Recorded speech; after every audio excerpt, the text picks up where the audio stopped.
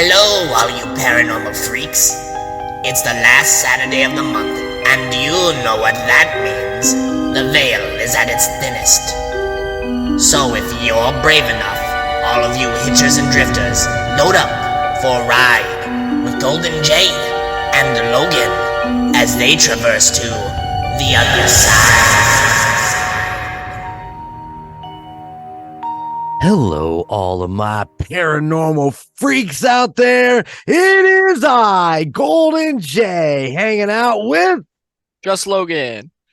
At least he sounds a little more excited about it tonight. Yeah. Well, I feel like it's been forever. It has been forever. I don't think that we've actually talked since since the last time we got together to record. Yeah, that sounds pretty close to it. It's just December got away from me in a big bad way. Oh, December's a messy month, man. I think we spent weekend shopping and running around, and Aunt Bobby has to spend some time with that new baby, and I just bet. shit like that. Did you have a good Christmas? Sure. It's I don't know. I've never been a big Christmas person at all. But what was it? There's the whole month of like planning up for Christmas because you got to get gifts around for everybody. Uh-huh. And then like everybody starts driving like a bunch of assholes. Like the moment Thanksgiving ends, like everybody drives like dipshits around here Right. for the holiday season.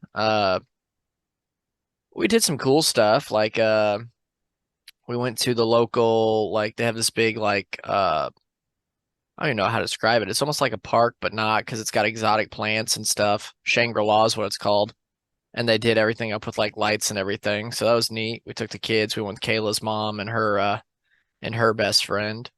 And then we started doing the elves on the shelves for the girls. I think you were actually talking to Mason about this the other day. He made a joke about on the Facebook Messenger. He made a joke about what my elf would look like, and I was like, "You're close." See, my kids. We were at the mall one day, and I'm a huge fan of Krampus. It's one of my favorite holiday movies.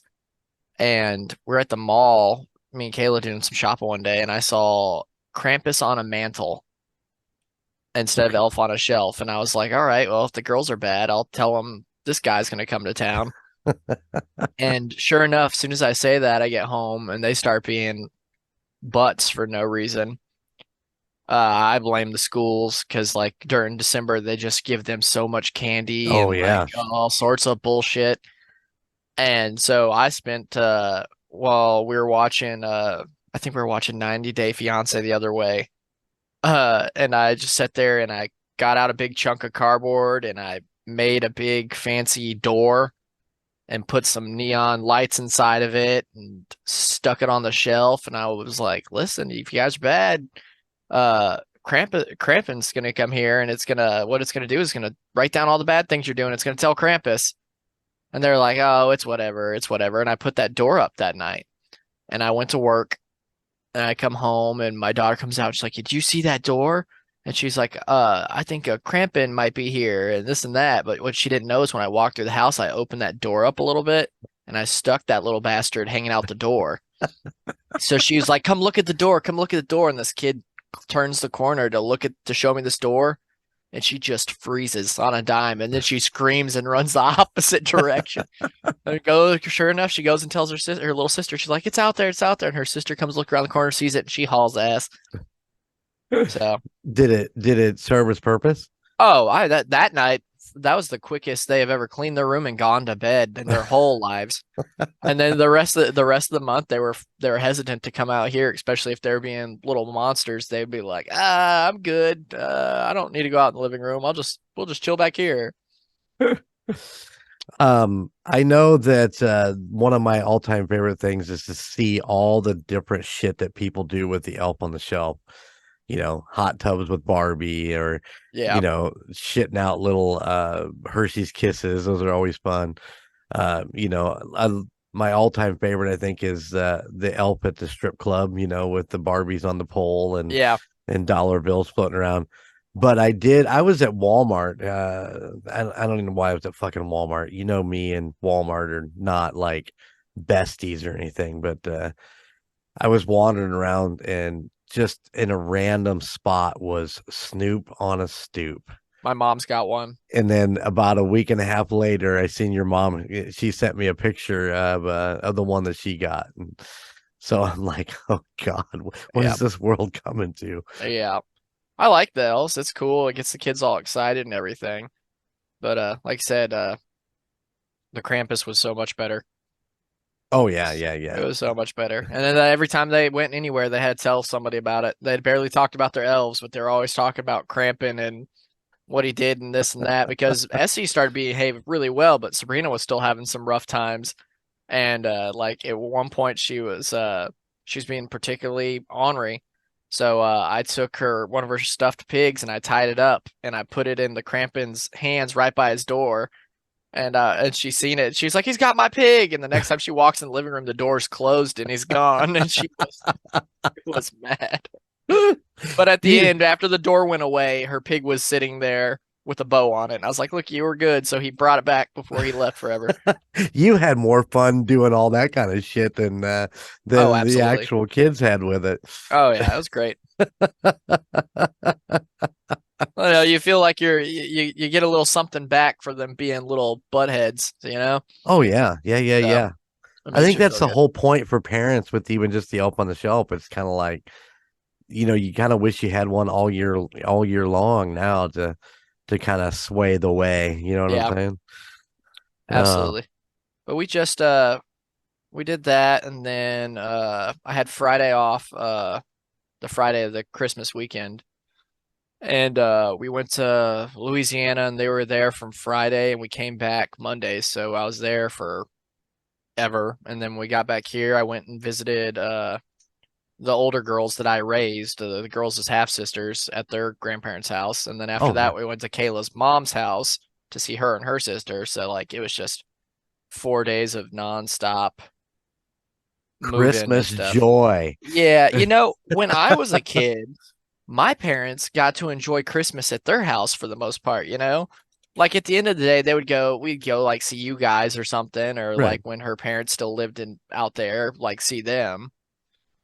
But it's nothing like what's expected of my ass. Like it's like, "Oh, come here for 4 days out of your home, and you'll have to find somebody that's willing to feed your cats during the Christmas holiday." And then, Oh yeah, but I mean, come on, it's a good time. You get to dude, go and we sleep when we're there. Brittany and Jeremy get like the adult guest bedroom, and like me and Kayla sleep in the bunk bed with our kids. So our kids are above us, and we're sleeping on a twin size bunk bed. And both of us are light sleepers, so anytime those kids move, you're up. right. But I had a good time. It's just you just miss your house. It's not like when you're a kid and it's exciting. When you're an adult, you're like, I just want to be home Yeah, no, with my I get stuff and that. my things. I get that. Mine is Christmas is a little bit different for us now because we go up and stay with Gunner Christmas Eve and then get up and then everybody else shows up over there. So because I don't feel like getting up that early in the morning and driving all the way up there. So Yeah, I just stay. He's got a guest room and but I know the feeling when we're in Kansas City and it's like you're ready to go home, but for me, I don't, it's that 9 hour drive home, and it's kind of like that's the part you dread the most. oh yeah. You're happy to be there and happy to hang out in the Airbnbs or the hotels or whatever, but you know that fucking time's coming when you just got to make that long ass drive home. And Yeah, it just looms over you the whole time. You're like, this is fun, but at the end of the day, I got to drive 7 hours yeah, back just waiting for you. it's just right there. But My um, parents ain't too bad. It's just like a little over an hour from here. It's not nothing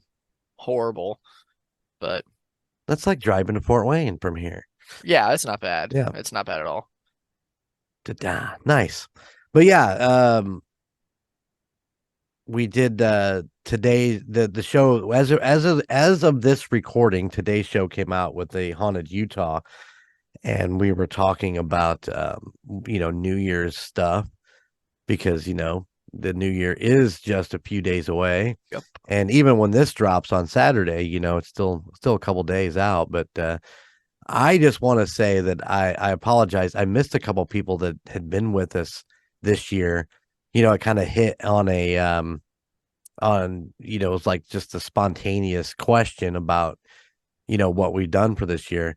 And, I was listening back to it and I'm like, God, I'm such a fucking idiot because I didn't have a list in front of me. So It's hard to keep track of it. yeah, what we did the whole year. So ISOCAM was with us, and I appreciate that. And also Mason did another the other side show with us. Those two did not get mentioned, but of course, we talked about Larissa and Peter, Southern Indiana Paranormal Society, and of course, your mom and dad were here for a couple shows, which was a lot of fun. And so, yeah, I appreciate everybody who's done anything with us over the years. So Yeah, we had even this year, it doesn't even seem like it, but this year we also had for Chiller Filler, we had the Murd Nerds and I'm right. Call Guys on. They swung by. That's true. I wasn't a part of that chiller filler. It was, listen, now to be fair, this Chiller Filler, when we planned it and when I put it all out, it was supposed to be in segments. Oh, instead of all together. Yeah, but like soon as I'm getting I was doing the Call Guys first because Colton and has got his kid and everything, and he's got like they try to record earlier in the day, and as I'm getting this thing set up, and I had already told Alicia and them what time they were going to be getting on. All of a sudden, everybody's in the Discord all at once, and they're like, "We're ready to go," and I was like, well, fuck it." So it became. I mean, it's a fun episode, but it is pure chaos because that's 3, 4, 5, 6, 7 people. 7 people on a podcast. True. It is very, very well, true. No, it was 6 people because Boze didn't do the last one. I forgot that's right. about that. Yep. I was gonna count Boze on that one. Yeah, that's what I did too. But yeah, he wasn't there. So it's still 6 people is a lot. Yeah, and I think Colton bounced early, didn't he? Yeah, he left. He was the first to go. Yeah, for sure. I can't remember exact. It's been a long time since I listened to that one. But that was the only time that I've ever recorded anything with Ashley. Right. And that was the first time that the Call Guys hopped on. Well, no, that's the first time Colton hopped on United States Paranormal because Chico had done the episode with Connor Biddle. Yes. And so he had been on before. Didn't he trying to think, didn't he do another episode with us where he just sat in? I think he did Murd Nerds. I think that might be what you're thinking about. It could be. Because him and Colton did Murd Nerds back in the day too. They did a crossover with them. Yeah, I was thinking he was in the studio one night we were recording and he was sitting in it. That might have been the Murd Nerds episode also. It's sometimes it's hard to keep track of everything that I've done. I need to go back and listen to some Murd Nerds. It's been a while. I wish I could have a big fat report on the Murd Nerds, but I don't have one. Last I talked to Ashley, they still had not gotten back in to record because their schedules were so crazy. So yeah. Hopefully soon. Hopefully we'll be able to start seeing some new Murd Nerds episodes. So, but I can't give you an exact date yet. So a lot of things going on. The first of the new season, they're going to consider this season 3. Mm-hmm. The first episode I will actually be on because we recorded it in the studio. Mm-hmm. But as I get to the end of it, I bow out of Murd Nerds. I just cannot do another one. Yeah, I got going on. I just need to focus on. I let them focus on Murd Nerds and do their thing, and let me focus on TUSOP, Golden 80s, and Golden Image. So and Indiana Chiefs fans, but that's going to end probably sooner than anticipated. Oh, yeah. I like I said, I don't normally keep up with football, but this year I've been keeping up with the Chiefs just to like gauge what the week's gonna be like. I got to deal with a bunch of Chiefs fans throughout the week. And what was it? I stopped at the older girls' house for Christmas, and I seen that the Chiefs were doing the Nickelodeon game. Yes. Yeah. I didn't And watch it on it was Nickelodeon. Yeah. I watched the it, regular. it was not, so you didn't have all, so they do two separate streams. Uh-huh. Nickelodeon had all the crazy fucking stuff all over the screen and like a giant like CGI Yeti and like shit. You probably would have had a better I time with probably the would have score. enjoyed it more. The Absolutely. with the score I saw at the time, you probably would have had a better time with all the slime and the Yeti popping up, and it was doing like little bios on the football players as it popped up, Really? saying their what they would want their superhero name to be and what they would like, oh, if they had a power, what they do and stuff like that. No shit. I It wish was I it would was have watched that. entertaining. Yeah. Yeah. But Oh, when I popped on, they were like 7 to like 18 or something like that. yeah. I don't remember exact scores throughout that. I just know that we lost. Does that game even matter if it's a Nickelodeon game? Does it count Well, no, towards anything, or is it just for yeah, fun? no, Nickelodeon has some sort of deal with the NFL where they can stream, they can actually stream a game and do all that stuff. Okay. I'd love to be able to set into the booth and see how they do that in real time, or if if there's maybe, a delay in or whatever. I mean, is it 5 minutes? Is it 20 minutes? I mean, it's got to take a little bit to put all those graphics on there, but that's what those guys get paid a lot of money to do. Yeah. But that is actually a regular game that they just Nickelodeon takes and streams and does that with. Okay. They've done it. That's the second one that I know of. I don't know if there was more or not. I haven't really paid that close of attention. I didn't even know it until about midway through that game when they brought some of those graphics up and they said over on Nickelodeon right now, and then they showed like Pacheco running with the ball and the wind blowing behind his back and Yeah. shit like that. But I didn't even know what was going on. Was So that at Arrowhead? it was Okay, at I was about to Arrowhead. say I saw the grass had the Chiefs thing on it and Yep. everything, so I figured that might have been an Arrowhead. And then for a second there, I was like, I wonder if either of them are there. And I'm like, no, it's Christmas Eve or it's Christmas Christmas Day. Day. They're not. Yeah. There's no way the hell they're there. Now I didn't even think twice about it. Now last year, going into last year, it was the first year we had season tickets, and the schedule camp comes out. Well, the list of teams that we'll be playing comes out, and we're playing the Seattle Seahawks, which is the Skywalkers, Yep. favorite team. And we're like, okay, so we're gonna see about buying the seat next to ours, and the three of us are gonna go spend a weekend out in Kansas City, go to the Seattle Chiefs game. It'll be great. And then they actually dated the schedule and they fucking played the Seahawks on Christmas Eve. Ooh. That And doesn't fly when you have a bunch of kids. And no, Skylar's got kids, and I was like, listen, dude, I said, we can get out there. We can, go to the game. It's an early day game. We jump in the car, we drive home. We'll be home for Christmas morning. And he's like, nope, can't do it. Now I get my ass handed to me. And I'm like, okay, that's fair. That's fair. Yeah. So, yeah. So this year, I didn't even consider it. I knew there was a Christmas game. It's the fucking Raiders. I hate going to Arrowhead when there's fucking Raiders fans there. No offense to the Raider fans I know who might listen to the show, but the Raiders fans in Arrowhead are absolutely terrible. Oof. They're just not fun to be around. They're arrogant. They're assholes, and it's just like, yeah, It's I'll last thing you pass. want to deal with on Christmas. Yeah, and then of course to lose the way we did, I imagine that it was even worse. But and of course, they've got a game on New Year's Eve against Cincinnati, which I'm not going to either. I'm actually physically done going for the season, so Okay. I won't. I won't even go to the AFC Championship. If we make it, then I need Gunner. I want Gunner and Sarah to go experience an AFC Championship game in Arrowhead. But we'll see if we actually make it that far. If you listen to Indiana Chiefs fans on this past Thursday, you'll hear me say we're going to be one and done in the playoffs. Oh no. So, That's my prediction. I'm not like I said, I don't know jack dick about football. I'm a hockey guy, and a retired NASCAR guy.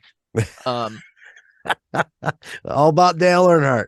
Well, I even watched. I watched when I was in like my early 20s too, pretty religiously. I had a buddy that was a huge Jeff Gordon fan, and I would watch as Kyle Busch was just like getting Right. when he just settled into the number 3 car and everything. Uh, but I just kind of bowed out after a while. Like I had nobody to watch it with, which kind of is part of the fun. So It is. It is. NASCAR is a lot of fun to watch if you're drinking beer and hanging out at the race. yeah, Um, I had a schedule where I would watch NFL, and then I can't remember exactly how it worked out, but NFL, NASCAR, and hockey, that was my whole year. yeah, And they would overlap a little bit, and you'd be watching hockey when the football season's on and shit like that. But that was my schedule. I would, once football was over, I'd fall into hockey, and once hockey was over, I'd fall into NASCAR and so on and so forth. And then I realized that I was giving up every Sunday to sit in front of the TV and watch a bunch of guys round a circle and hope that there's a fucking wreck because that was the highlight of the fucking race. And of course, my guy, Jeremy Mayfield, basically just pissed his fucking NASCAR career away between drugs and cheating. And I was like, yeah, I'm done. yeah. I And feel that. now I couldn't even tell you what the fuck NASCAR has even turned into because I don't even know how to follow their point scale and their rules. And it's no longer, Winston Cup because that's not politically correct. It's just, I don't Yeah, know. I've got Got a no while. clue. Like I said, everybody I watch is either retired or should retire at this point. Like I said, I had no buddies to watch it with anymore, so I stopped. But like I'm saying, I don't know shit about sports, football. So like my thing is like your guys were Super Bowl champion last year. Right. Does that instantly put them in the running for anything this Ab- year? Absolutely So not. it just starts over from scratch. Yep. The only benefit they got is they get to put those signs in the stadium that year. Absolutely. Yep. That's They are it. Super Bowl champions. Okay.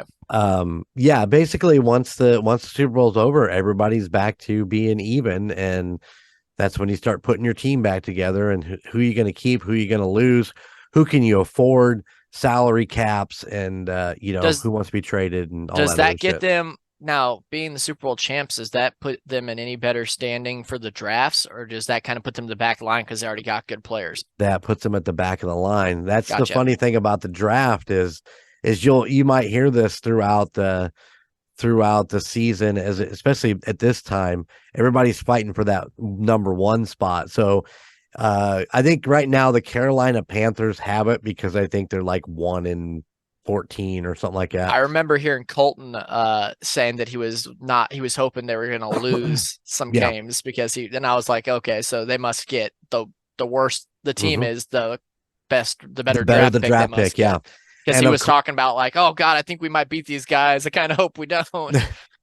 and the funny thing is that last year in the 2023 draft, the Chicago Bears had the number one pick because they were the worst team last year. And they ended up trading that off to, I believe it was Carolina, for a gross amount of future draft picks. So, like this year, if Carolina's the worst and they've got the number one, then it automatically goes to Chicago because they traded that to them last year. Plus, Chicago will be probably in the top 10 to pick again because of where their season fell and how bad they are. So it's interesting to put all that together sometimes, but it's such a fucking headache too. But to Yeah, try to it figure sounds. it out. But like this person needs to lose, so this person gets this draft pick, and then this, with all the trades and all that other bullshit, it gets to be a little bit much. If you ever just get bored, and I know Colton says this is the worst fucking movie ever. I love this movie. It's called Draft Day. It got Kevin Costner and oh shit, what is that guy's name? Was in Rescue Me, Dennis Leary. Dennis Leary. Dennis Leary's in it. Jennifer Garner's in it, and it basically goes through the Cleveland Browns on draft day.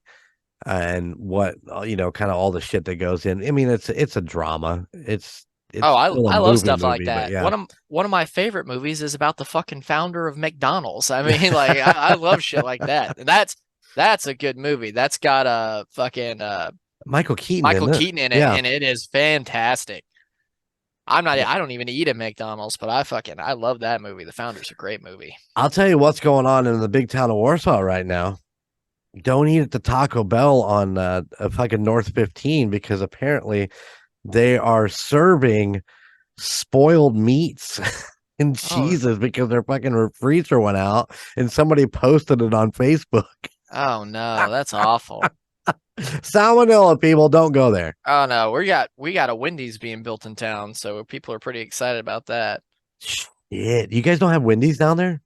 We have a Wendy's in like Beaumont and stuff, but here in Viter we don't, Oh, right and on. they're building one here in Viter, so we're pretty stoked about You know, that. it's fucking funny. The other day, my old buddy Chad Barnaby was on Facebook and he posted. He's a truck driver, and he posted a picture, and I'm looking at it, and I'm like, is it 12 that comes across Louisiana into Vidor and Orange and all that? Is that 12 or is that 10? It's 10. Okay, I'm looking at it, and I'm like, that looks like 10 or 12. I can't remember which one it is.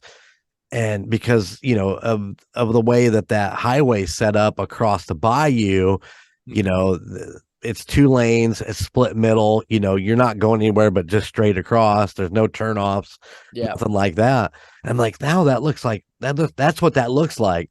And pretty soon he posted a map. He was sitting in Vidor. Yep. And I'm Nice. like, holy fucking shit, I've been there. I know where that's. Oh, Viter.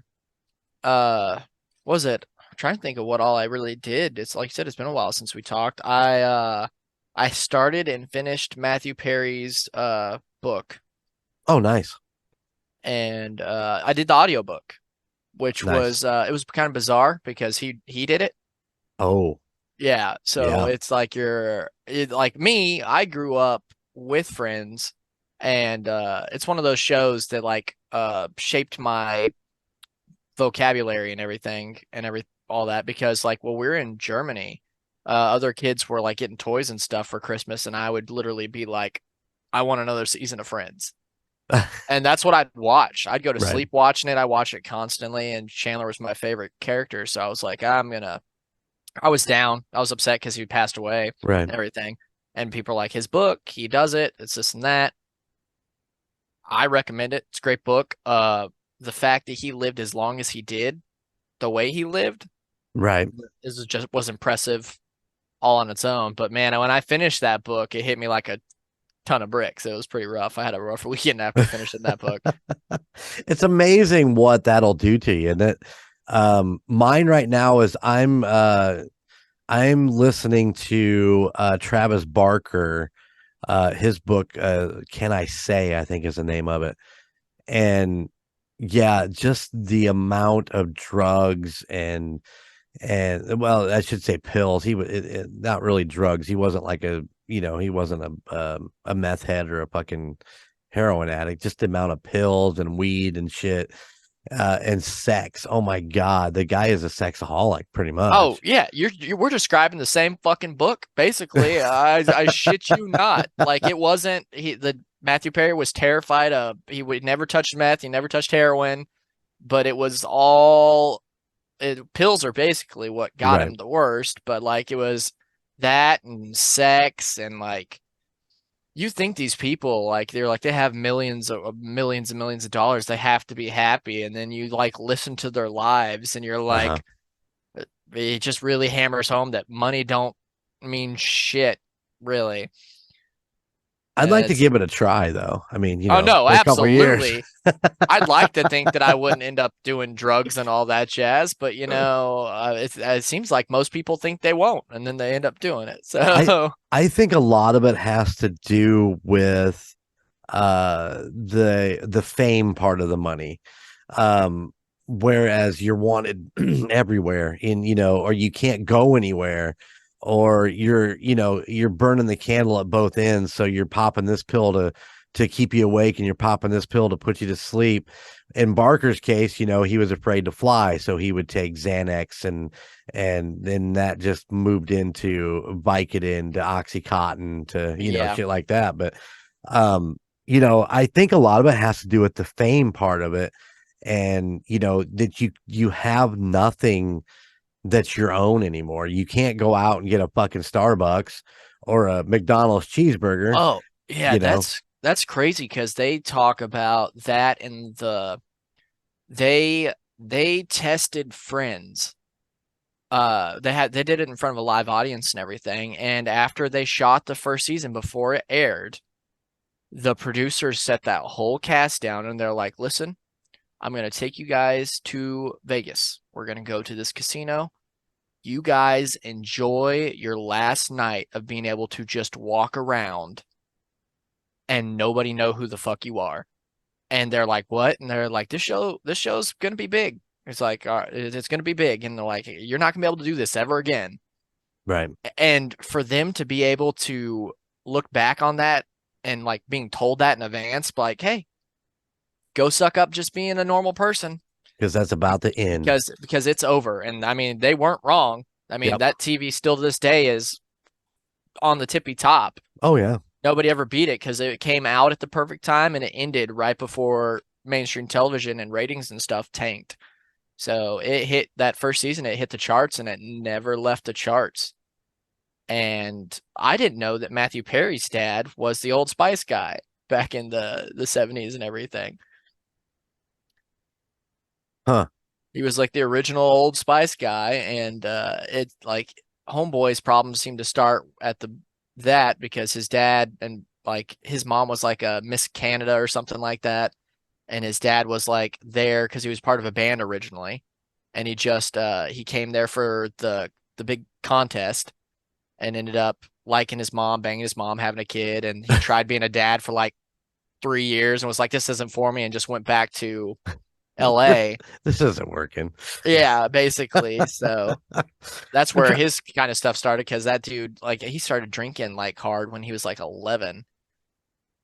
Damn. Yeah, so it was pretty gnarly. Like he was talking about in that book how he was drinking the vodka that came with the handles on it before he got Friends. Like, just that's what he'd go home and drink. And it's just like you said with the fame, it got to where I'm trying to think of the movie he did with what's her name? Oh goodness. Fools Rush In, I think, is the movie he did. And he went and got on a jet ski, and they were like, "You want to get on a jet ski?" And they're like, the producer's like, "No, you can't get on a jet ski if something happens to you. Yada yada yada." Right. We can't afford that. But then he was like, "Well, I was in Friends and nobody was really going to tell me no. So I got on a jet ski," and he got fucked up. He got ejected from it and he hurt his like neck really bad. And they just flew in a doctor and was like, "Give him something so he can do this." And that was the beginning of the end because he found something that like he was used to booze, but he found something he just take one of and everything kind of melted away. Yep. And then it was just, that was it. It was right on the wall. Yeah. And when you're that famous, he just talks about his book. When you're that famous, you can just find a doctor that will come up to your suite and give you whatever the hell you want. Yep. So Travis talks about having stuff sent in the mail. But he would also go out in the streets and get a bottle for $600 of pills that would last him 2 months. Can you imagine how many pills are in that fucking bottle that would, if you're popping up to a dozen of these things a day? That's the crazy thing. It's like a guy like me or you, we pop 12 of something, we're done. It's over. Yeah. But these guys were popping like 12 to 20. Yeah. And then they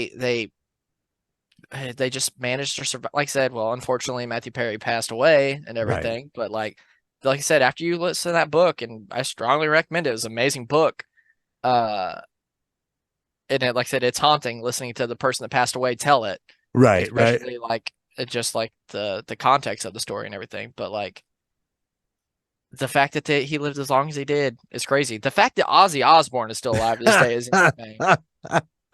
Well, that's the whole Keith Richards things. I mean, Keith Richards has actually embalmed himself, so there's no way he can fucking die. It's just he's already minus all his blood and seized up all his organs, so he's just living. Yeah, it's insane. It's the same way with Ozzy. Ozzy's done so much shit. Oh my god, I can't even imagine. Well, it'd be crazy to see what Ozzy would be like today if he hadn't have fucked with all that shit. We'd probably be able to understand him, Because my sister keeps sending me like podcast links to the podcast they do all together, and I was like, I can barely understand a word this man is saying when he gets on there. Oh, and it's like, and I don't even think he understands what he's saying. Yeah, at this point. Yeah, all I understand is when he says Sharon, and that's about it. That's exactly. Me and your mom used to do that before you guys went to Germany, and the Osbournes were real popular. Yeah, we just fucking walk around. I'd walk around the house going, Sharon, Sharon. It's amazing those kids turned out to be like half-ass decent because fucking. They were horrible on that show. Jack Osbourne is a paranormal guru at this point. Oh yeah, he's all up his there. shows and the shit that he's been doing. I actually really enjoy watching him do the investigations and that shit. I have yet to see one that I go, oh fuck, Jack, you need to stop. But watch the one with him and Jason Mewes and Bigfoot, and then you'll be like, maybe not this one. Maybe not that one. But I enjoy Jack. And of course, Kelly was on The Masked Singer the other night, and she is like dumped a shit ton of weight.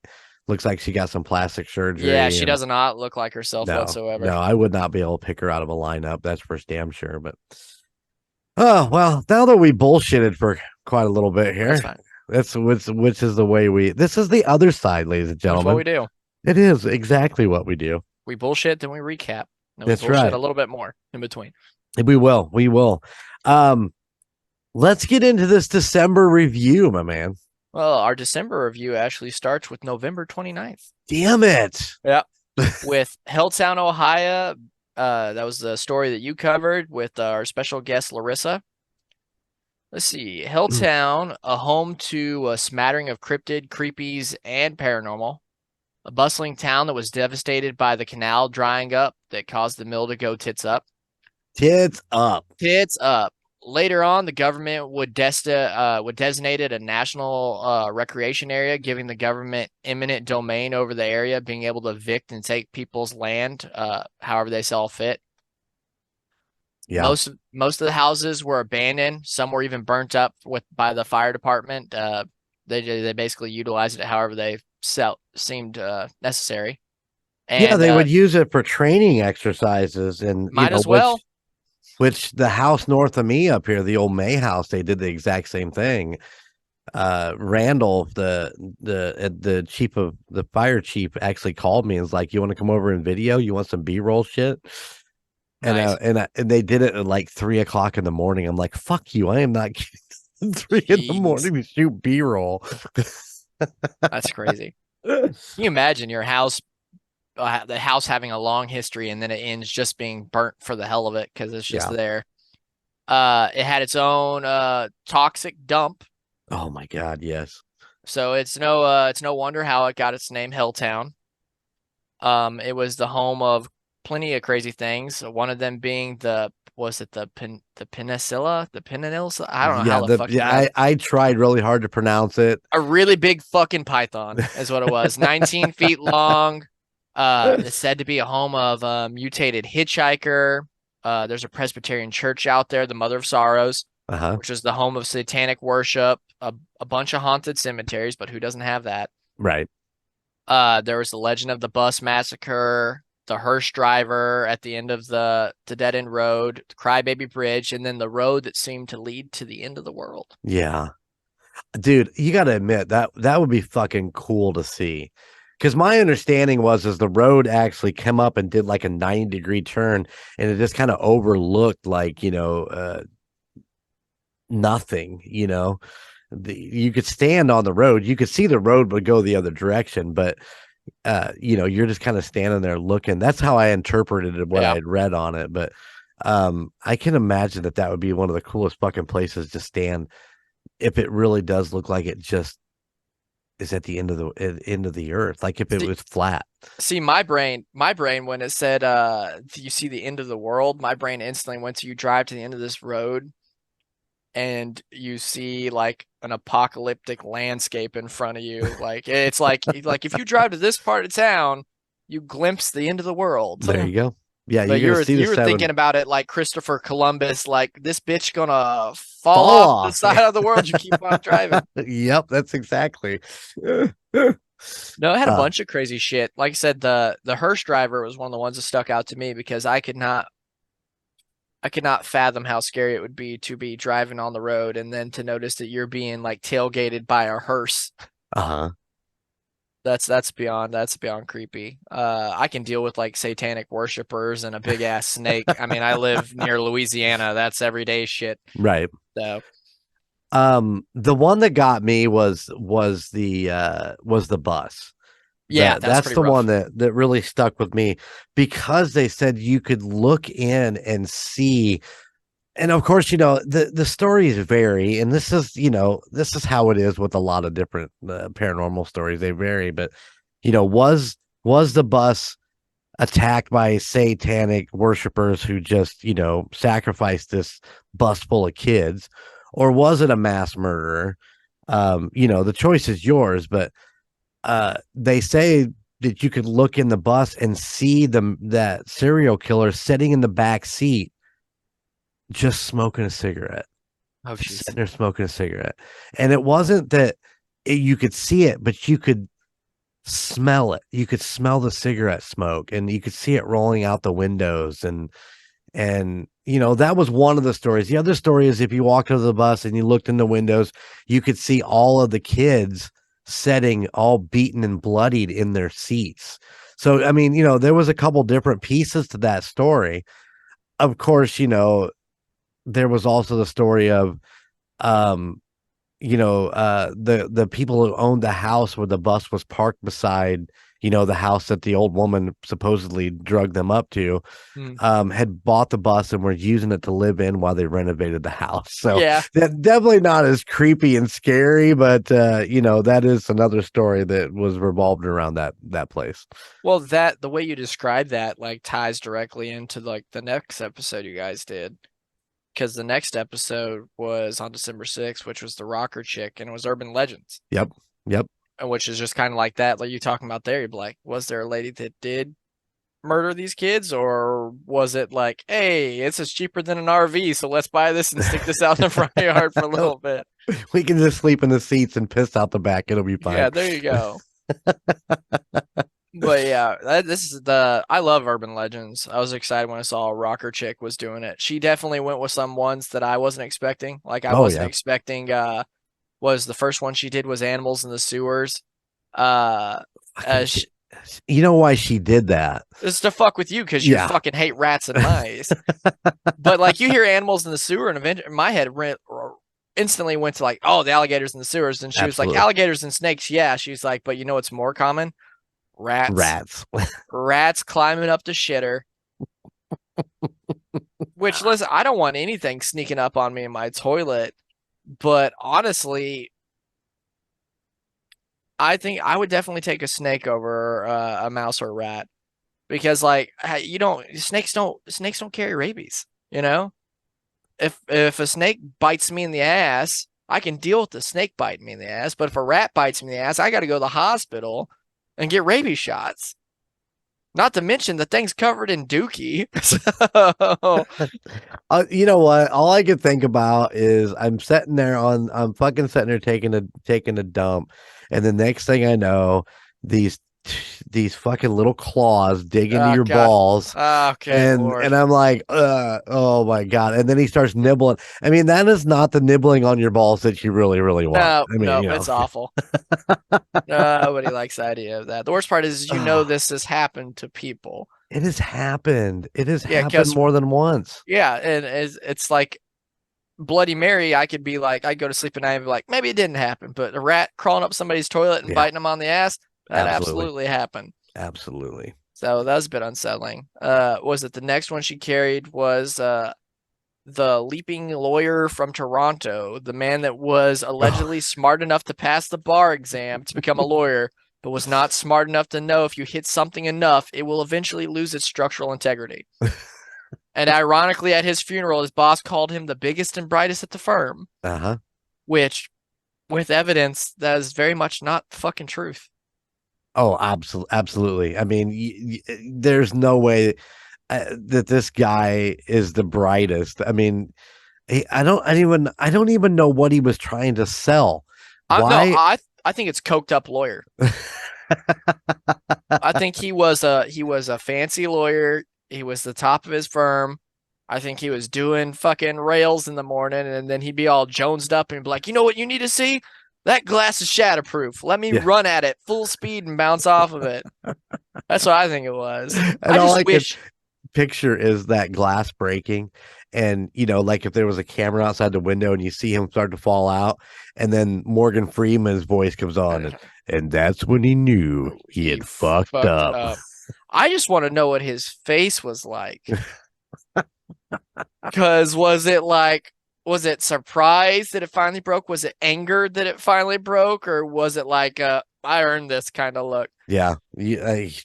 Once again, choice is yours. Yeah, there's no telling what was going through his head when it finally fucking broke, because his whole sales pitch is this shit's invincible. And all of a sudden it probably looked it was a sheet of glass. Yeah, no, it's probably the same look that was on the fucking guy that made the Titanic when it started to sink. The same look he had on his fucking face was the same look that guy falling out that fucking building had on his face. But oh fuck, I was wrong. What the fuck just happened?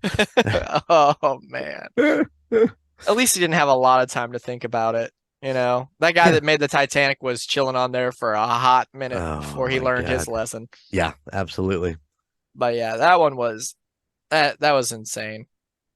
Dumb ways to die. Dumb ways to die. Listen, then we had sleeping with the corpse. The urban legend of falling asleep in a hotel or resort only to be woken by the smell of death because just under the bed rests a corpse that's rotting away, out of sight. Dude, when I was in Kansas City at the Holiday, that's the first fucking thing I checked was underneath the bed to make sure that little board. Yeah, just make sure there's nothing down there. The best thing I've ever found under a bed at a hotel? A Beanie Baby when I was a kid. Oh, the worst thing I ever found under a bed at a hotel was multiple used rubbers. Yeah. So, it's never been a corpse. Never been a corpse. I can give it that, but yeah, it's always good to look. Is not a good. It's not great because I don't know. I called that lady up and I was like, she was like, oh, this is our bed, and she would just like clean those out. Was going to leave, and I was like, sheets and linen. They're out of here. Y'all missed that. New pillows, motherfucker. We're not rolling the dice here. You can take the fucking towels with you too. I'm not about it. I mean, clearly there was a lot of fucking going on here. There is multiple under there. Yeah. Like, we're not rolling the dice here. If you want to bring up a fucking steamer for the carpet, do it. Otherwise, I'm wearing socks this whole weekend. I'll go down to the lobby bar for a little bit. You can go ahead and steam clean these fucking carpets. Hit it. Let's go. Yeah. That's fucking awful. I've been in some hotels where I'm pretty sure that if you looked underneath the bed, there was body stains where they bled out. So there's no telling, man. Hotels is one of the buildings with like the highest death rate. The fact that the rocker chick said that they stuck fucking fabric softener up in the ceiling trying to mask the smell. Like, motherfucker, you couldn't have went out and bought some Glade plugins or just a few bottles of Febreze or something or anything. Light some fucking candles, some incense. Hell, fucking light some weed in there. People wouldn't be able to smell nothing in there forever. Yeah. But like, no, you were just like, I'll put some fabric softener in the ceiling. That should do it. My question on all that really was, and I think I even mentioned it in the episode, was if I walk into a room and it smells like that, even if they've tried to cover it up, I'm not doing it. I'd be like, fuck this stinks, get me something different. Did it smell when these people went in and they went to bed in this stank? Or it just were woke up they because it was worse. or were they fucking and loosen something up underneath the bed, which in turn caused it to stink? That's I my imagine question. you bump something dead, it definitely starts putting off some Yep. smells for sure. So that's probably the case. And the places where these things happen, I imagine, are usually pretty Paid by rough the hour. hotels in the first place, you know? So it's probably like, people that don't really smell something kind of bad and say anything, Right. So, like I said, it gets worse because it eventually wakes them up. Ugh. So, like, I guess the fabric softener dies out, or like you said, they jostled something. So, but either way, ugh, holy shit! Ugh. I imagine you need a couple months of therapy to even be able to Absolutely. sleep Absolutely. after that one. Yeah. Well, then let's see. She also covered the main hermit, the tales of spooky props actually being corpses, Oh yeah. Yep. which that's happened more than once. Yeah. There's also rumors at Disneyland Yep. that some of the props there were originally real skeletons and stuff. And Well, I and think one was proven. yeah, well, and Bird nerds. they never denied it. Yeah. It wasn't a denial, but they were told they had to get rid of them, and they were like, "Nah, fuck that," and they Yeah. left them in there. And you can actually go and look at pictures from back then to even now. The skulls are the same, but they're starting to deteriorate. Yeah, it makes you wonder. They're fucked up, man. They're not moving that shit. Fuck it. Oh yeah, and then one of the last ones she covered was the guy that had that unfortunate name, so he started fucking haunting people that sneezed. Oh, yeah, Mr. Chew. Yeah, Mr. Chew, Mr. Chew. I'll tell you some of my favorite urban legends were at it. There's the urban legend of the babysitter and the man upstairs. Oh yeah, Which is that classic one where the babysitter's sitting downstairs, she put the kids to bed and she keeps getting a phone call. First one, she doesn't hear anything but breathing. Second one, uh man's on the other line. He's like, "Have you checked on the kids?" He calls a few more times. She calls the police, and all of a sudden the police are like, the calls come from inside the house. yep, She yep. runs upstairs and there's just a man sitting on the kid's bed, covered in blood.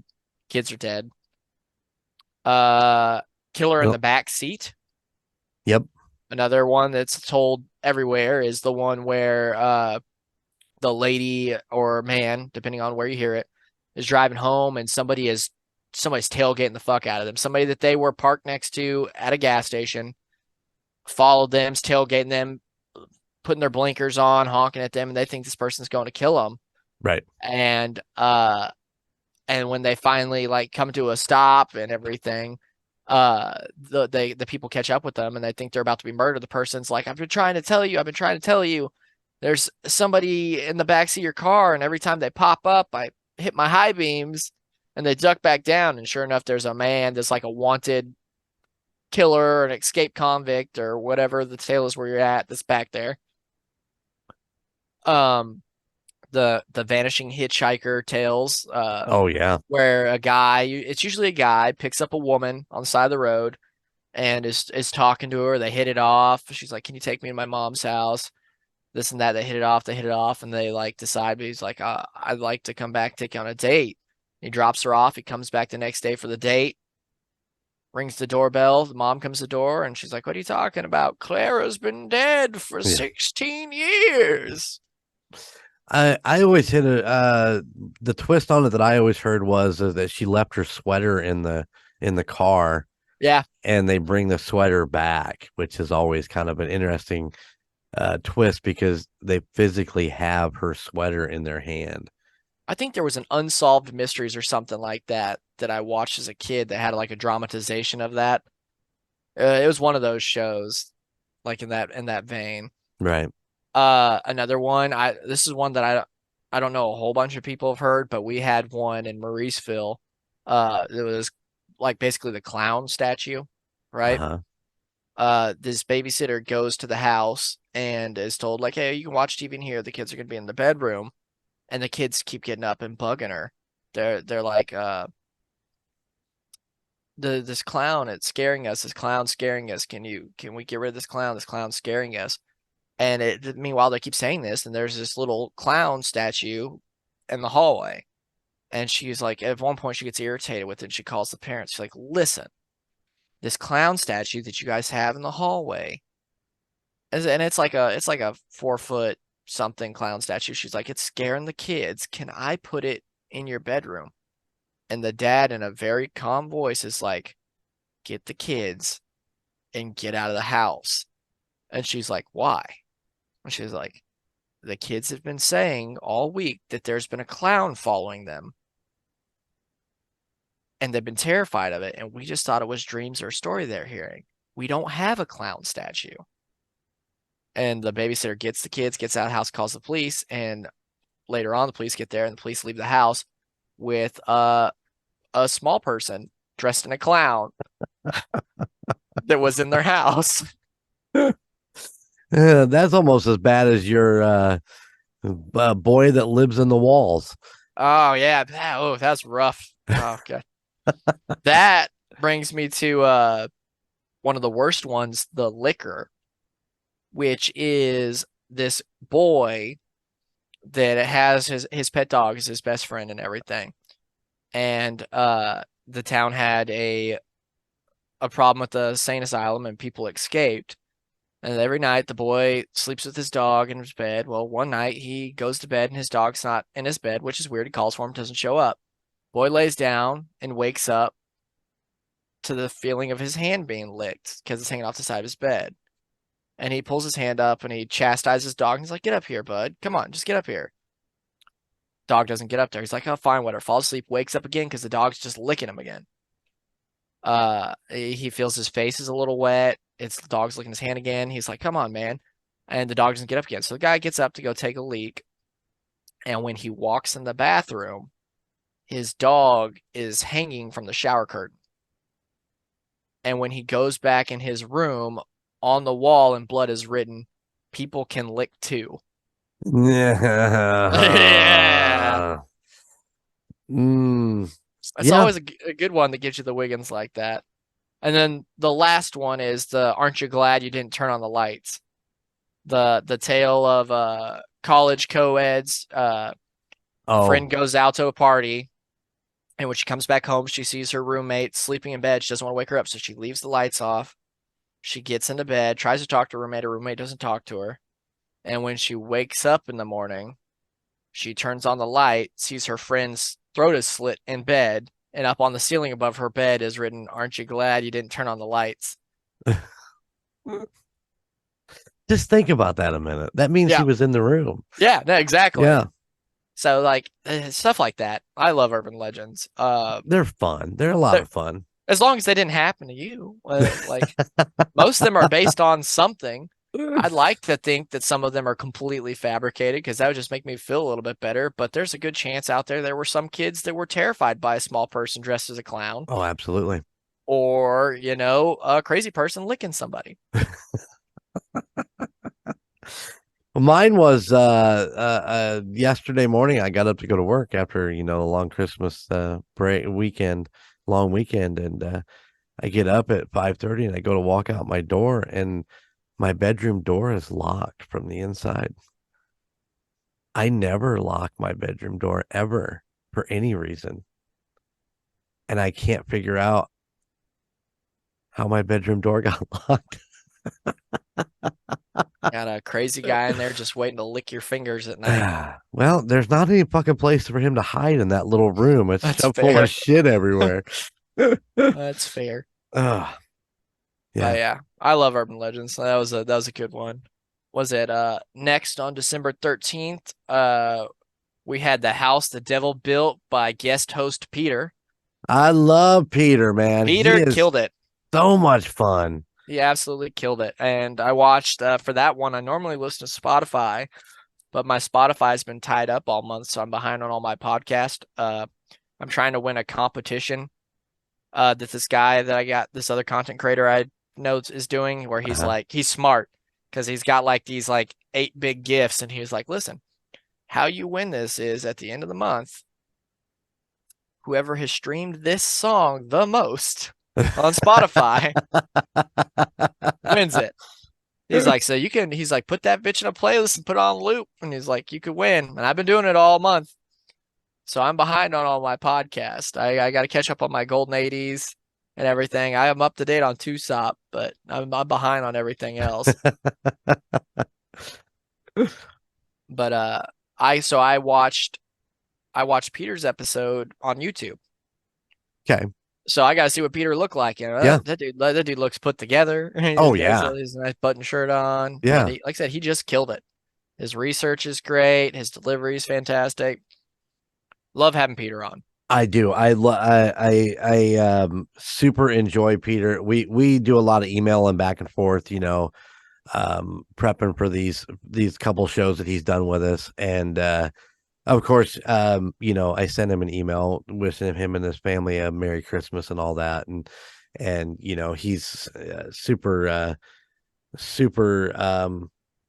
don't know the word I'm looking for, but appreciative of letting him come on and do this and having some fun, and I'm super appreciative because he has a full story and an idea where he wants to start and where he wants to end with these stories, and everything is all lined up. And when he comes in to tell the story, it is right on the money, and he does such an amazing job. And I love working with him, and hopefully we'll have him back again March or early April to do another one that he's got picked out. So, but if you guys get a chance and you want to go see everything, the new setup, instead of having the one camera on the girls and a third camera on me, and everybody's got their own cameras. You're up close and personal with everybody, and you can watch J-Dub rock away. Oh my God, she does limit rock. This whole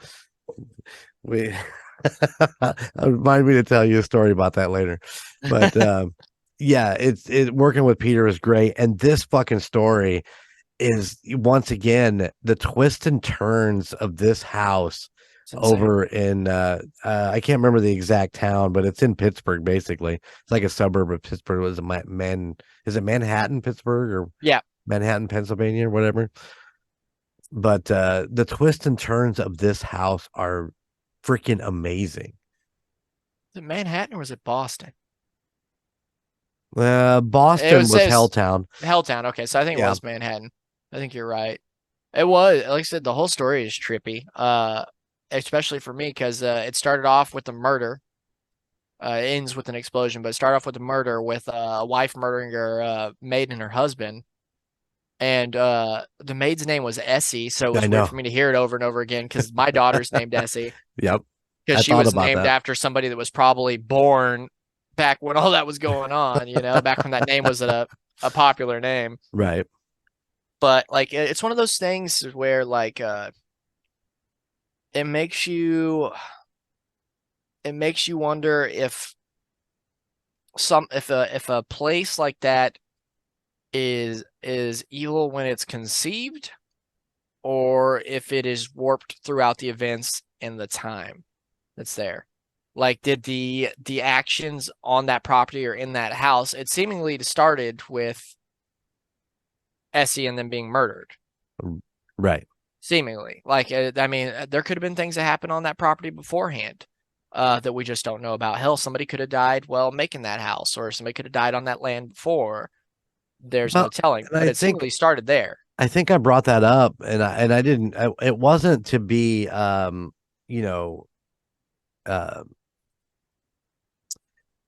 it wasn't to be disrespectful to the Native Americans when I brought this up, but the land in that area, was inhabited quite a bit by Native Americans over the years as they kind of got pushed out by the settlers coming in. Mm-hmm. And, we really did have a lot of, burial grounds, throughout. I mean, hell, we got them here in Indiana. We have Mounds State Park down there in Anderson, mm-hmm. Is an Indian burial ground down there. So, all this is going on.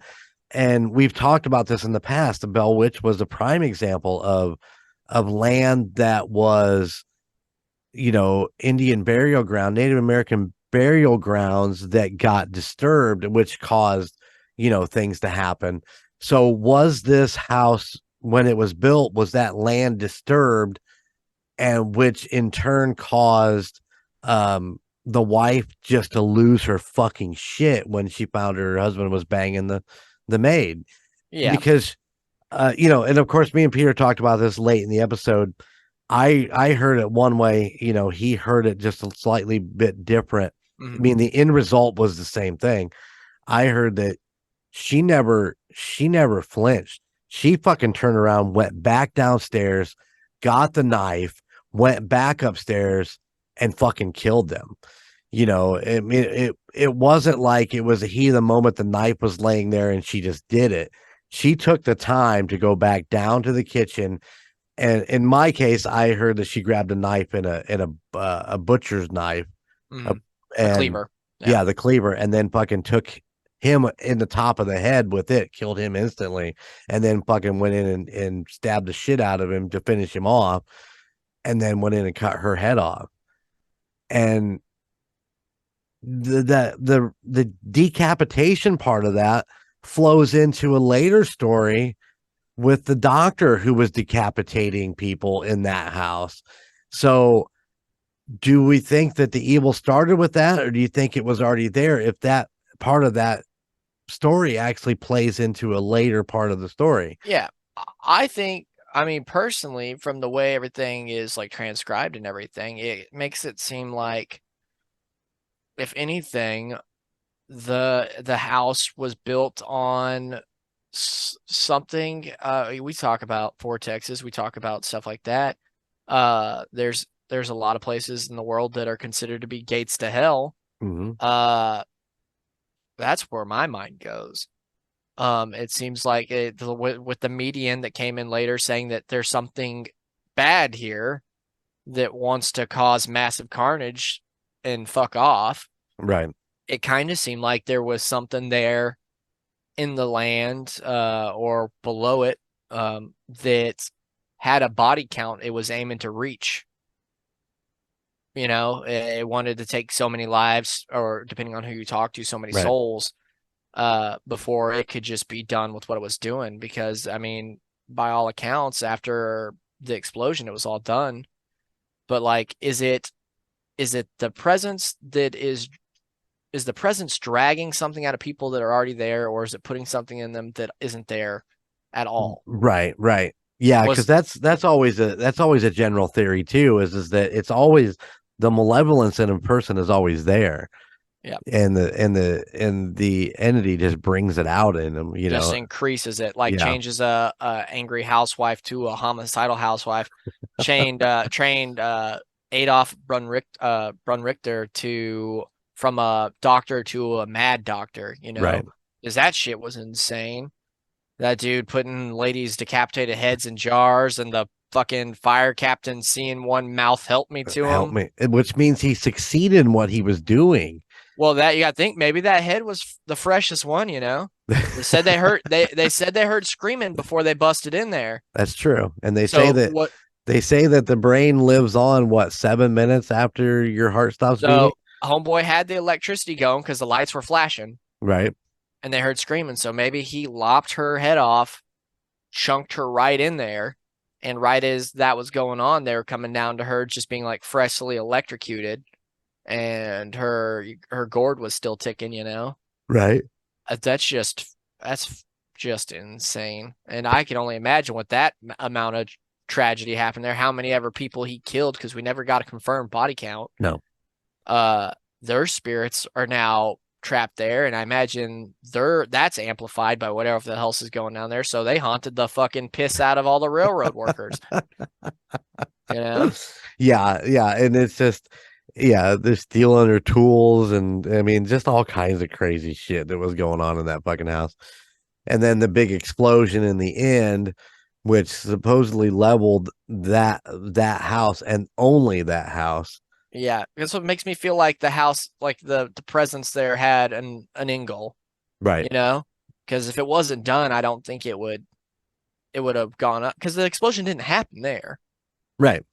But it destroyed it only, totaled it. Yep. So it makes me feel like whatever was there caused the explosion.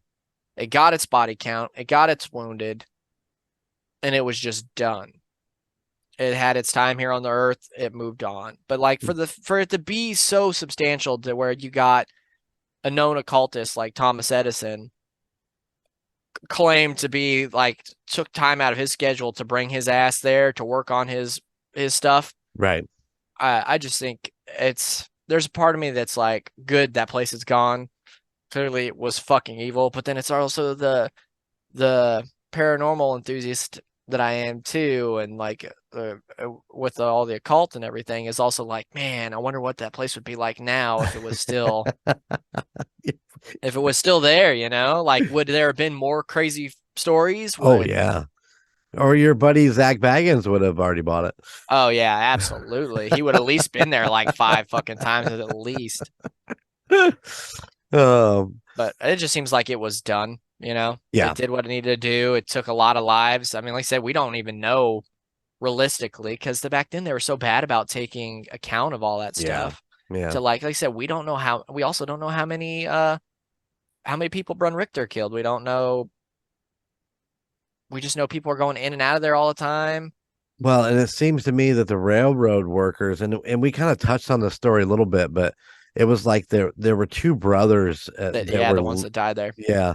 You know, one goes down and the other, he doesn't come back, and his brother goes down and he doesn't come back, and they come back and find him, you know.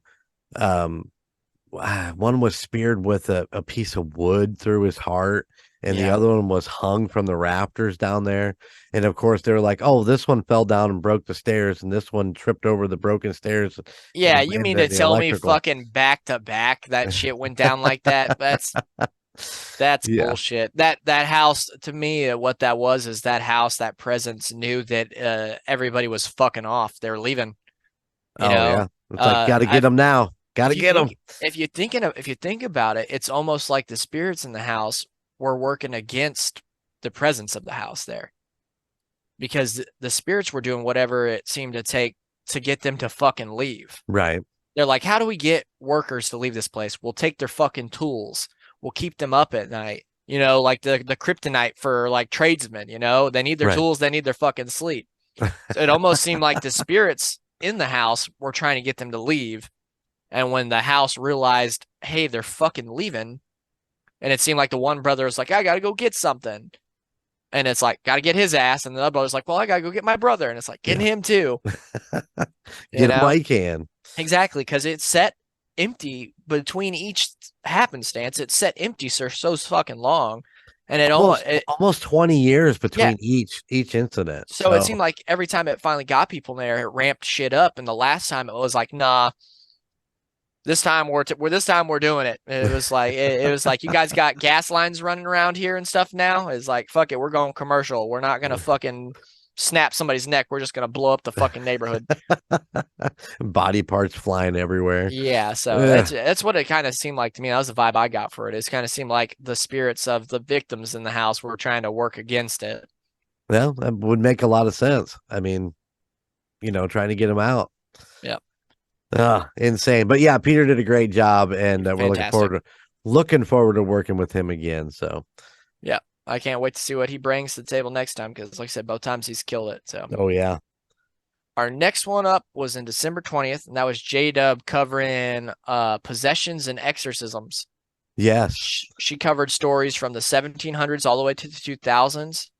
A lot of them I'm kind of familiar with. The 2 that I was the most familiar with was Roland Doe. Yep. And the 2 that I'm really familiar with are just because Boze had a tendency to cover possession stories. Yes. And they were always fucking sad. And what was it? Episode 46, he covered Roland Doe. And episode 38, he covered Annalise. Yes. And Annalise was the worst one, because that's the girl that had over 67 exorcisms done to her.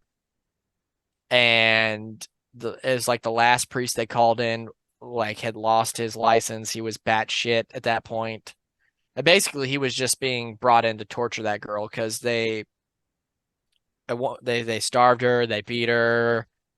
They're doing all these things because he was like, I'm punishing the demon inside of her. It's like, okay, even if you believe that, the human being that it's in also has its limits, sir. Right. Like, she needs food. They were very good about giving her water because they knew that was going to kill her the quickest without it. But like they're just basically just beating a mentally ill woman Right. that had her life put together because she was like, she had fantastic grades. She was going to college and something broke in her. Now, some people will say that she was possessed. Other people will say she was mentally disturbed. Right. Either way, it was fucking handled piss poorly. Right at a time where the Catholic Church was already distancing itself from exorcisms. Right. Because the Catholic Church was all about exorcisms until, like modern news feeds came around and shit that went south and stuff started popping up on the news, and they're like, hey, our attendance is low because people are fucking scared of us. So let's not do this. And if we do this, let's keep it fucking low profile. Right. Unlike the fuckers in the other stories, there was like, let's hop on NBC and air this motherfucker. Yeah, let's put this on the TV. When you heard her tell that, like, I'm interested to know what era your brain went to, because my brain definitely didn't go to the fucking 1990s. She was like, and then they aired on television. I was like, that had to be in like the late 60s maybe or something like that. But she was like, oh, it was in 1991. And I was like, you got to be fucking kidding me. My problem was with that is that the moment she said that, I was like, do I remember that? I don't remember ever seeing. Can you imagine, you're sitting there and you're watching, it's 1990, you're watching, I don't even fucking know what I'd be watching in watching fucking Cheers or something. Yeah. And you're like, tonight we go into the bedroom and perform an exorcism. And you're like, what? Yeah, I don't ever remember seeing a fucking commercial like that. But, there could have been. Maybe I was too busy being a rock and roll star and jamming every fucking night to watch who TV. Fucking knows? I mean, that's back in like prime television where they're doing stuff like Cheaters, or like, we're going to go follow this guy to prove his wife is banging a trucker at this Motel 6. So, it's not too far off to be like, I don't know, this priest said he's going to exorcise this bitch. So here we are, MSNBC. We're going to check this shit out. He doesn't seem to be bringing any dumbbells with him. Who the fuck is going to exercise? Yeah, no shit. That might have been what happened. It was like, fuck, they said they were going to exercise with a teen girl. I thought it was going to be a different segment. Like, what the fuck is going on? No, that's I don't remember that happening. I didn't even get a chance to go back and look it up. So I'm interested in seeing it.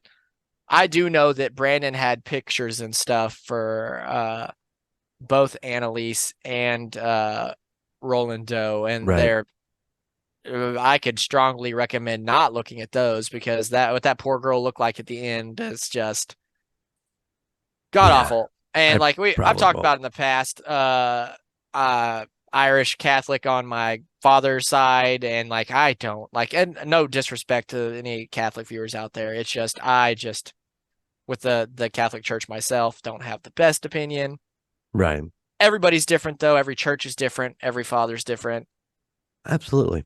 Live and let live. It's just there's a lot of bad things that happen with Catholic Church sanctioned and non-sanctioned exorcisms throughout the history. And I just get the Wiggins thinking about all the ones we don't know about, because since the Catholic Church was around, they've been doing it. And a lot of the proof and stuff of that got, God knows where it is. If it still even exists, the Vatican might have toasted it or locked it up down there. God. Okay, here we go. I believe that all those secrets are buried in the Vatican, in the basement, in the deep, deep, dark basement, in a climate controlled vault down there that nobody can ever get to. They definitely got the money for it. Oh yeah. So.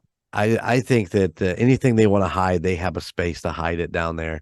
And I think the original in this, this is a theory, but I think the original quote unquote Bible is down there, that everything was transcribed from, and nobody will ever get a chance to look at that, because they've just got it put away. Oh yeah, I would like to know, like, I imagine there in places like that, there's if events happen the way that they claim they happen and stuff, like if they legitimately happened, and like I said, I'm not yucking nobody's yum. I'm not saying it did. I'm Right. not saying it didn't. But if events in the Bible happen like they said they happened, could you imagine the items that they probably have locked up down there? You know, like the biblical like items or stuff from the history of the Bible that are they've got somebody had to keep. Well, what more than likely the Ark of the Covenant and the Holy Grail are actually probably down there, locked up. Whereas and then they keep throwing these little coins out everywhere, going, no, the Ark of the Covenant was definitely taken and dropped on Oak Island.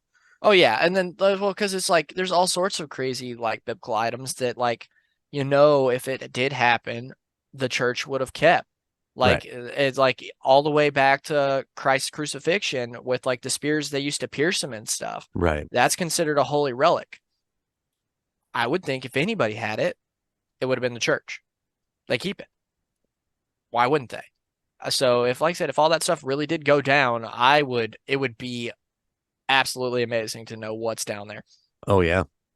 And then all probably absolutely horrifying to know what's down there too, because like I said, they kept record of everything. Yeah, That's a fact. That's something that we may not want to know. Yeah, it's just something to think about. So yeah, you got to remember, people. I've got conspiracy brain, so it all rolls around up there. Oh, all right. Yeah. Exorcisms. Let's move on. Next would be December 27th, which is what aired today. That'd be you doing Haunted Utah. And Utah. you opened it up by calling me a little bitch. You are a little bitch. No, are you ready to do the live with us? Yeah, I'll absolutely do I it. knew you would be. Call me a little bitch, and you got your little bitch boy tape measure at home with all your fucking measurements on it. I can read a tape measure, motherfucker. Hey, listen, I never claimed that I could. I just can hold it while Bobby does all the work, apparently. No, fuck that, man. Me and tape measures do not go back very well. And my eyesight's getting so bad now, I fucking can't even read those little things. So this new one I got is amazing, and it is really helpful for those of us that I understand the tape measure. It's just sitting there. I can never quite grasp the 8ths to 16ths, and I'd have to fucking count it all out, and it takes time. But that's fair. That's fair. I I'd do like to just see understand what it. that tape measure looks like, because it just seems like there'd be fucking numbers all over the fucking place. It's a really nice one. I bet it is. It has a little pencil sharpener on it. Jesus. I'll have to bring it for next month's review so you can just take a peek at it. Yeah. The best part of it is that on the face of it is like a little whiteboard.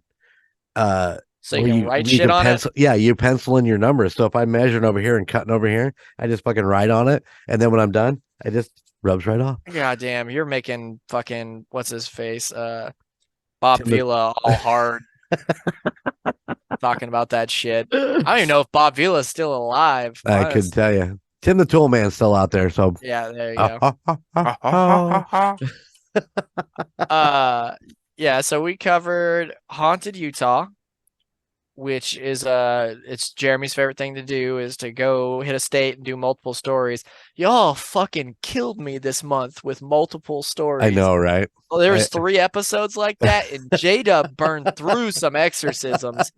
That's why I was like, I'm gonna have to break J-Dubs down to just talking about exorcism, because she covered like, I feel like 8 in there. I didn't count. I was thinking it was only 5, but I tried not to last month to do a haunted state, and try to do something a little more fun and interesting, because I know that you go back and look up all this stuff when we do this do the other side, and I was trying to take it easy, and then boom, urban legends, fucking exorcisms, and of course even the house the devil built with all the Yeah. different stories.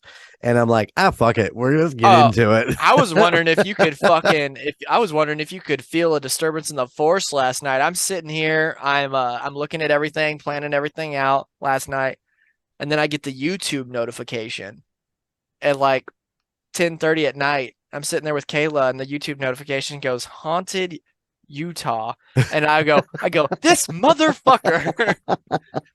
I look at her. I was like, that's the third one. I was like, if he's got more than 3 stories in here, I swear to God, I'm writing him an email. I originally was only going to do 4, and I think I found a 5th one I couldn't pass up, so I had to go back and hit the 5.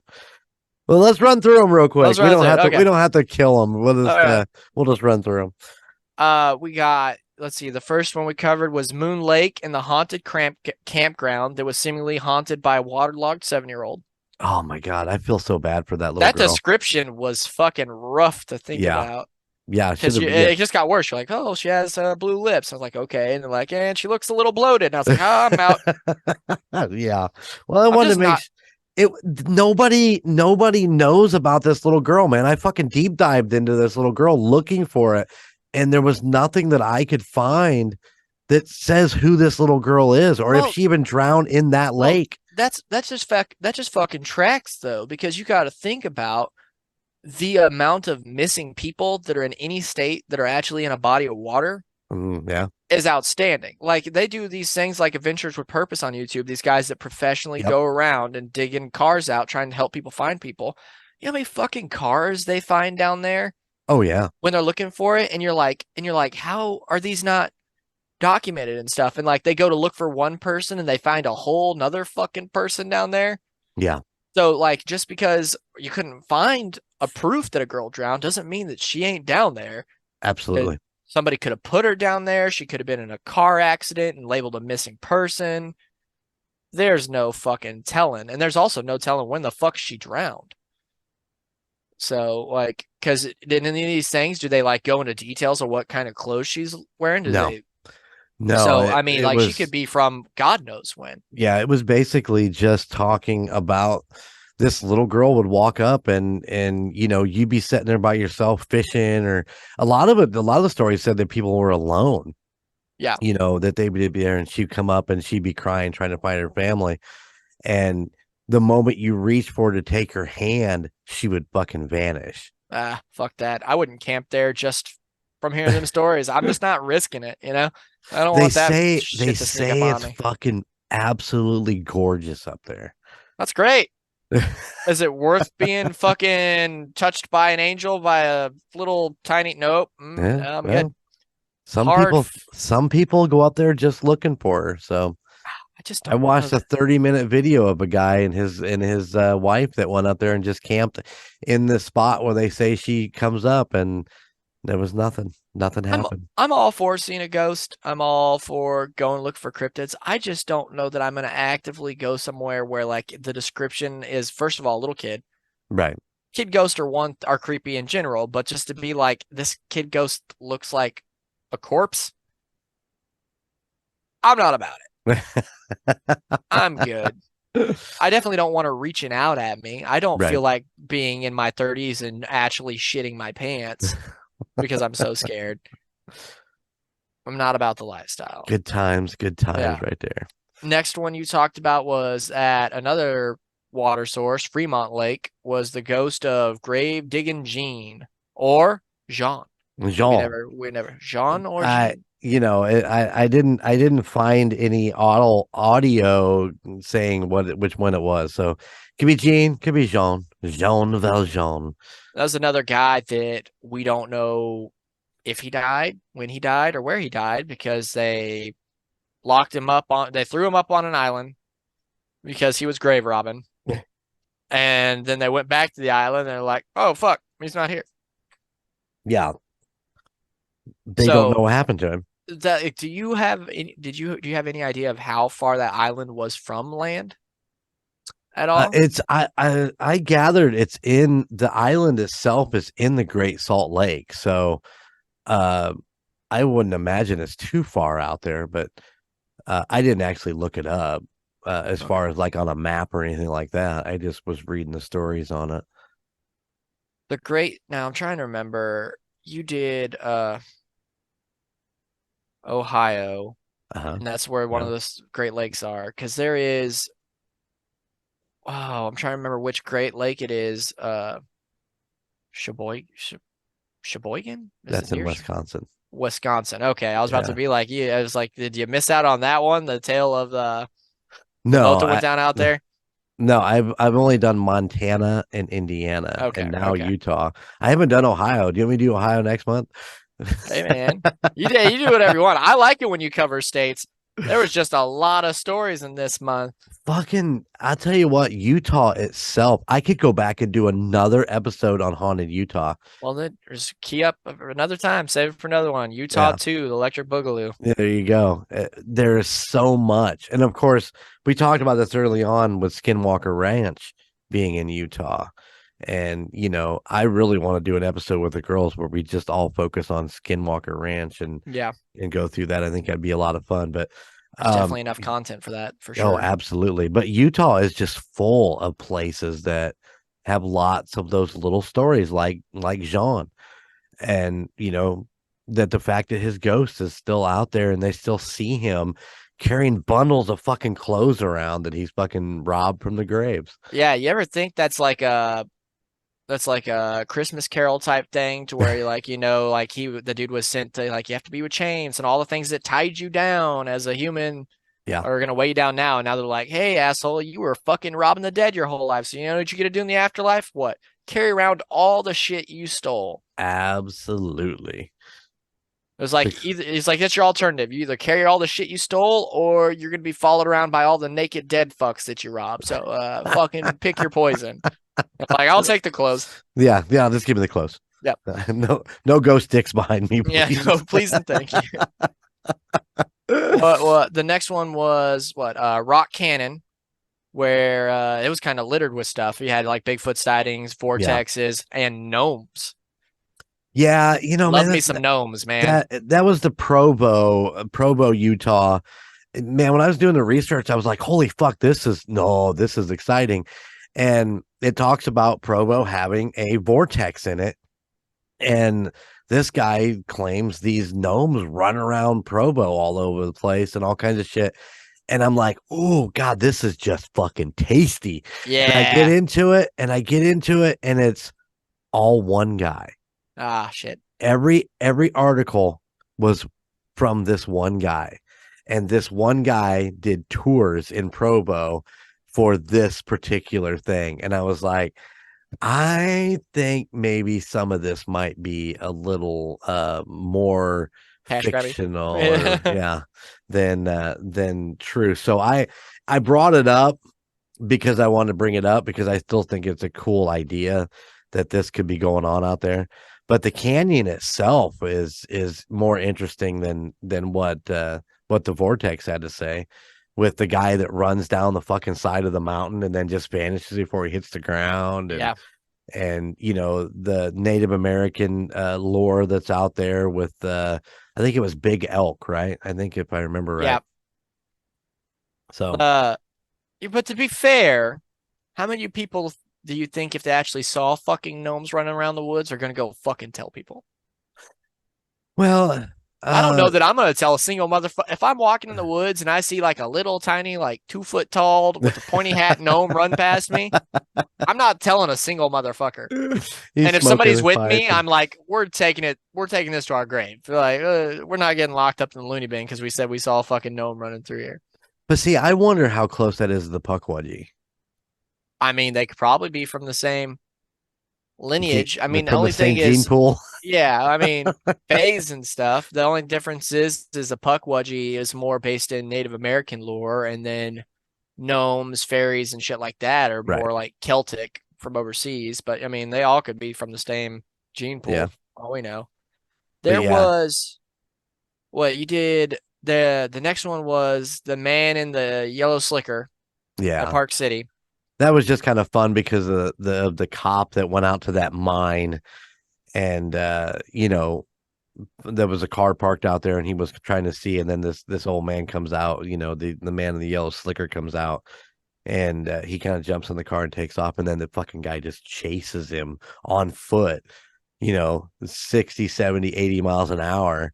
That's And horrifying. yeah, I mean, the in his rear view, he could fucking see the coat right down to the buttons and the stitching on the fucking yellow coat. But as soon as he hit the city limits, boom, it was gone. So I just thought that was a fun little story. That's a good one. It once again, we referenced Mothman, whether we thought Mothman was malicious or Just a a warning. omen. Yeah. Yeah. So I think that's the same thing with this guy. You don't know what side of the tracks he's running on. Is he there to warn you to stay away from the mine, or the guy in the car was a serial killer and keeping the cop away from him, or is he just wanting to see bodily fluids be sprayed upon? Yeah, there's no you just don't know. Yeah, and I'm not sticking around to find the fuck out either. And then I'm probably gonna butcher this because I spelled this person's name on was it Virginia Lumos? Loomis. I said Loomis. Yeah. Loomis, and the old man. Yeah. Was the last one you carried. So this was number 5 that you wanted to put in. Yeah, and the reason I did this is because the man that they suspected and accused of killing her actually came back, because that was one of those buildings at Southern Utah State University, I believe. Mm-hmm. And she had died in that old Main, in the building they called Old Main. And the man that they thought that had killed her and the accused had actually come back to work there as a janitor. And on like his first fucking day, he was firing up the old coal heater, and the fucking door slams on his arm and he can't get it out. And he's struggling, trying to get this door back open. And of course, then he just immediately gets caught on fire because he's fucking doing the coal thing. So yeah. But the best part of that story was that they claimed that Virginia's name was carved into his fucking skull after all the flesh had burned off of his ass. Could you imagine that you're such a pissed off spirit that you got that kind of juice to where you could just etch your name into the skull? Woo! I hope if I come back as a badass spirit that I have that kind of mojo. Well, fuck, I hope not, because that means something fucking dirty happened to you, because it seems like that only is the really pissy ones that got that kind of energy. That is a good point. Yeah. At the most, like, you might be able to roll a ball or something, like, woo, I rolled a ball. You don't want to be like, and then he branded me with his name because I was in his house kind of spirit. Exactly. Yeah, but Haunted Utah was a lot of fun, man. Like I said, there was a shit ton of stories in there, and I enjoyed doing it. Like I said, I love doing these little bit stories because a lot of the times when you're putting together a full episode, you want to make sure you give our listeners lots of content and juicy shit. And sometimes these stories are just little pieces, and there's not enough there to put in a whole episode. And you don't want to feel like you're wasting the listeners' time. And so doing these state things that I've been doing is a lot of fun for me, because then I feel like I'm giving the listeners something fun to listen to. Yeah, I feel you. They all can't all just like it's rough when you find something super interesting that's got limited content. Yeah. Because you got stuff like I did the Snedeker family, and there was so much to where I did 2 episodes. I could have done 3. Right. And then you got something like I was super interested in, like the Spectre Moose, and I just gotta I gotta dig deep just to find content on it. So yeah, it doesn't sometimes it doesn't help to get into those stories and this story says one thing and this story says another thing and this story says a third thing, and none of the timelines match, and you're sitting there scratching your head and yeah, and then you just basically you spent 2 or 3, 4 days researching this story and you end up scrapping it because the timeline just doesn't match at all. Yeah.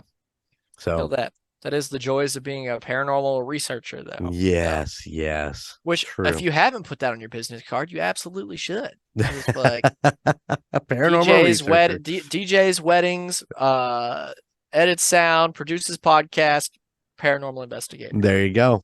I'm going to add that on there. You absolutely should.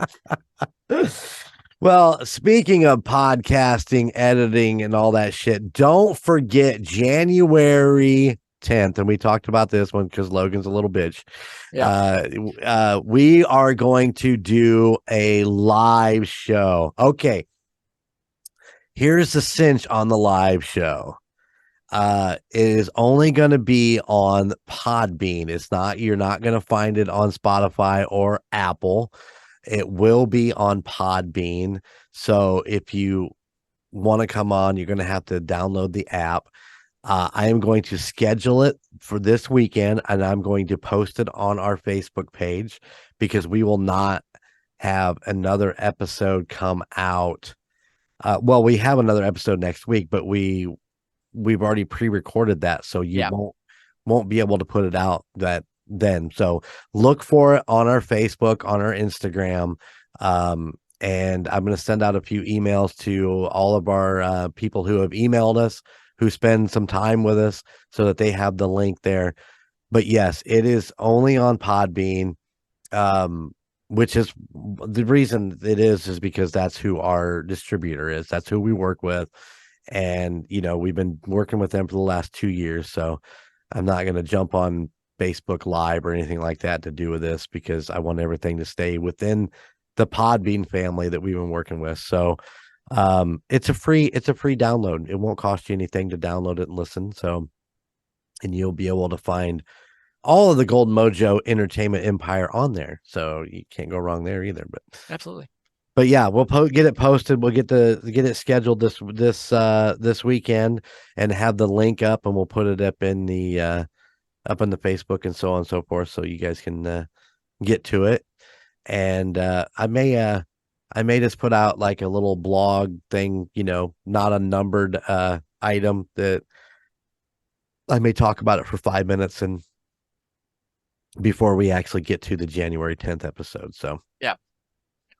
It won't take nothing for me to sit down and just do that. But yeah, looking forward to it. Hopefully, I know that me and Larissa have already talked about it. She's excited to be listening on the live, and there would be a chat room. We can do a call in if we need to, and we're gonna get Logan with us on that. There won't be any video; it'll all be audio, so it should be fun. Sounds great. And we have some big announcements that we're going to announce on that live. So you want to come check it out. We'll sprinkle them out within I think we'll probably only do about an hour 20. But we'll sprinkle them all in. Exact time will probably be, I don't know, 7:30, 8 o'clock Eastern time. I'm going to say 7:30 because I don't want to keep J-Dub here too late in the evening. So, yeah. So I'm thinking about 7:30 Eastern. We'll kick it off and we'll go from there. So make sure you guys keep a look on, like I said, the Facebook and the Instagram. We'll have it posted up so you can find out exactly when and what time zones and all that jazz, so you don't miss out on it. Because like you said, it will be just on that. So if you miss it, you miss it. True. I think it'll hold it on as episode 100, so you can get a chance to go back and listen to it. Okay.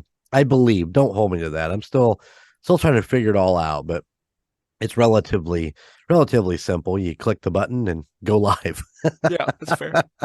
But we can schedule it so everybody has a link. That's what I'm looking forward to. So we can you can put it in your schedules and put it in your calendars, and hopefully come join us for our first live online internet show. I mean, I know that Logan and TUSOP did actual live shows in bars, which was a lot of fun for them. I still remember that first time after you guys did Poor Brothers the first time, where you called me at like 2 a.m. going, I know why you love this shit. Yeah, it was great. Unfortunately, now we're 2 for 2. The other brewery that me and Matt went to with the podcast just announced that they're going under too. So that was the one in Houston? Yeah, it's just not a good it's not right now. It's not a good climate for breweries to have places to sit down and stuff, and they're closing left and right. Wow. Yeah. Well, I know you guys had the one close up there recently, the one that you really enjoyed. The one that's all metal themed and everything. Oh, the Metal Monkey. Yeah. Yeah, and like I said, this one was a popular one out in Houston, and they just announced they just couldn't keep it up and going anymore. So now It's a that's gone lot of too. work. It's not just serving the beer but you got to go back. A lot of these places are brewing that beer. Yeah, Then that's a lot of work involved in all that and trying to get it scheduled out to, whether it's a holiday themed beer or in your case, it was the Monster cereals, man. yeah. I'm gonna fucking miss those. I mean, Yeah. there's one of them I cannot even smell anymore without one to hurl.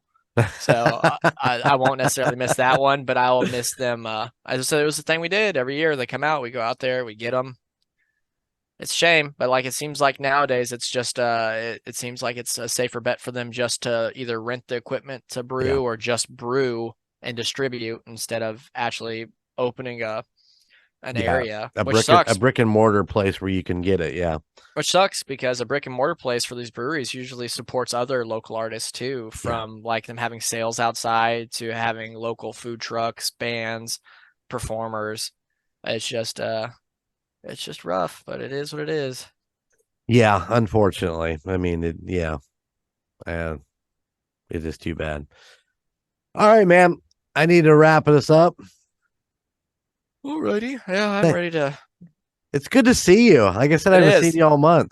Yeah, it feels longer than normal. I don't know if it's because we had an extra Week. episode in there or between or what, but it definitely, when I was going back and looking at it, I was like, did we really have one episode in November 2 that we got to cover? It's just been wild. But, absolutely, we do. It's always good to get in here. Like I said, I can't wait for this month to be done so I can be done with the Spotify shit so I can get back to listening to all my podcasts. I'm behind.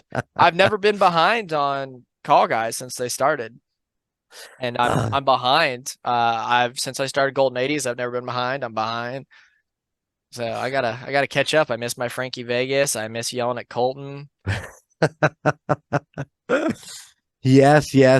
Looking forward to the Call Guys doing their 100th episode. Oh man, I feel for them. If it's gonna be anything like the last one, they're about to be hammered. Yeah. There's a lot going on in this one. I will actually be there running the audio so that they can just do. Well, they announced it today that they're doing the Call Guys game show. Oh. Well, it was Monday's episode, Christmas Day's episode. They announced it. So, looking forward to that. It's going to be a full deal. So I'll be there on the audio board and just having a good time watching those dumbasses get drunk. Yeah. Jeez. Also, tune in January 9th to the Call Guys big Golden Mojo Entertainment announcement coming out on the 9th. Go check it out. We are going to talk about it on the live, but I'm going to tell our listeners right now, if you want a sneak peek to what the announcement is, go to the UnitedStatesOfParanormal.com. And on that note, keep it spooky. All right, listeners, remember, there's no reason to be scared of what's on the other side because it's just me and Golden Jay. Hanging out. Catch you next time. Later. Bye. Thank you for listening to the United States of Paranormal. Check us out at theunitedstatesofparanormal.com or at any other of our social media pages. At Twitter at TOSOPPOD, at Instagram at the United States of Paranormal, or Facebook at the United States of Paranormal, or YouTube at the United States of Paranormal 1795. Please check out our other podcasts in the Golden Mojo Entertainment Network. The Call Guys, Golden Image Podcast, Indiana Chiefs Fans, The Golden 80s, Murd Nerds, and A Quart of Books and Booze. And if you have a location you would like us to check into or a creepy story that you would love to tell us, please email us at theunitedstatesofparanormal gmail.com. Please like, rate, and subscribe wherever you listen.